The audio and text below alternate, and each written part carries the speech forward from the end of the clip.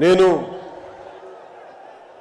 చంద్రబాబు గారు జైల్లో అన్యాయంగా పెట్టినప్పుడు నాకు చాలా బాధ కలిగింది.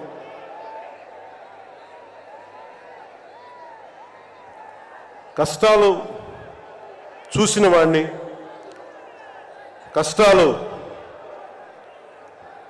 దగ్గరగా పెద్దల నుంచి చిన్నప్పటి నుంచి చూసిన వాడిని, కష్టాలు అనుభవించిన వాడిని, ఓటమి వచ్చినప్పుడు ఒంటరితనం ఎలా ఉంటుందో తెలిసిన వాడిని, ముఖ్యంగా శ్రీ నారా చంద్రబాబు నాయుడు గారి కుటుంబ సభ్యులు వేదన అర్థం చేసుకున్నవాడిని, శ్రీమతి భువనేశ్వరి గారి బాధని దూరం నుంచే అర్థం చేసుకున్నవాడిని. నేను ఏమి ఆశించి మద్దతు ఇవ్వలేదు. మనిషి కష్టాల్లో ఉన్నప్పుడు నా వంతు సాయంగా ఉండాలి అని చెప్పి బయటికి వచ్చి రాజమండ్రి జైలు వారిని మాట్లాడి ఇన్ని దశాబ్దాలు సుదీర్ఘ రాజకీయ అనుభవంతో జాతీయ స్థాయిలో ఎన్డీఏ లాంటి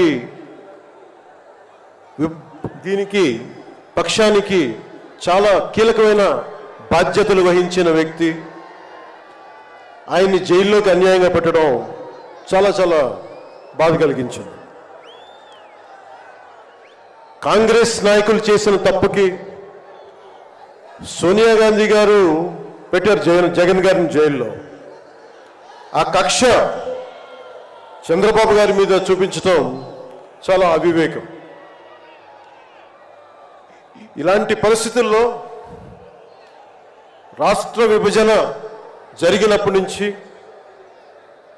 2014 నుంచి విభజన జరిగినప్పటి నుంచి ఈ రోజున హైదరాబాద్ రాజధాని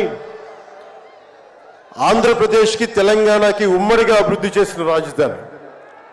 మనకి రాజధాని లేకుండా విభజన జరిగి సరైన పంపకాలు లేకుండా విభజన జరిగి ఇలాంటి కష్ట సమయంలో నేను ఆ రోజున తెలుగుదేశం పార్టీ, భారతీయ జనతా పార్టీకి సంయుక్తంగా నేను పోటీని విరమించుకొని మరీ మద్దతు ఇచ్చాను. దానికి కారణం కూడా ఒక దశాబ్దం పాటు ఒక పార్టీని నడపాలి అంటే చాలా బలమైన అనుభవం ఉండాలి.